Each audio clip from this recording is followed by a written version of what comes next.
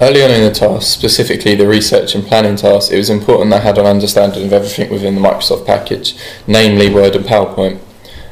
Both these programs were extremely useful for me as they allowed me to insert both images and videos.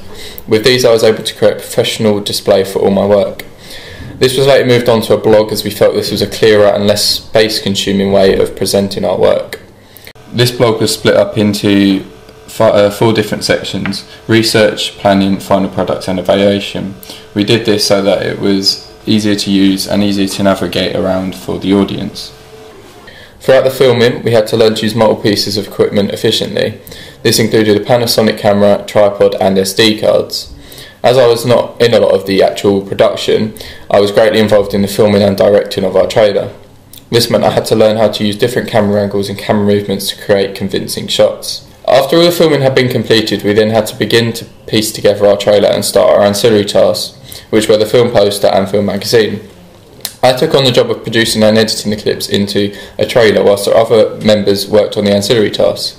Whenever they required help or a second opinion, I was able to help with my understanding of the programs they were using, Fireworks and Photoshop. The editing was mainly done by me and Jasmine. The editing was done on Adobe Premiere Elements, which is a program that I had experience in and had used before.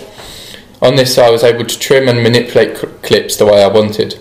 This involved using multiple effects and transitions that come in the base version of Premiere Elements. These included quick jumps, quick fades and filters.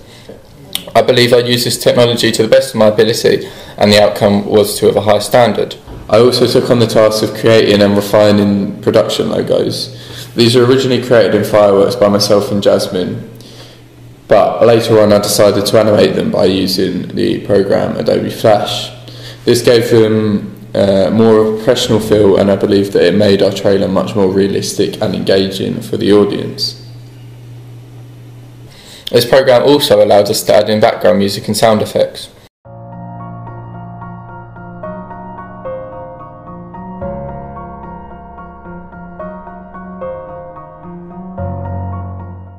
After our feedback, we discovered we were credited highly for our use of music and sound effects, so I consider this to have been done to a high standard also. Another section of our production that we received high praise for was the sound effects on some of the voiceovers, particularly the effects on the voiceover that was done by Joe. This was a whisper coming from Claire's head. I edited this whisper to make it sound much more eerie and impactful upon the audience. I did this by increasing the audio gain on the sound clip, and towards the end of the clip I included a fade out. The final piece of equipment that we used was our mobile phones.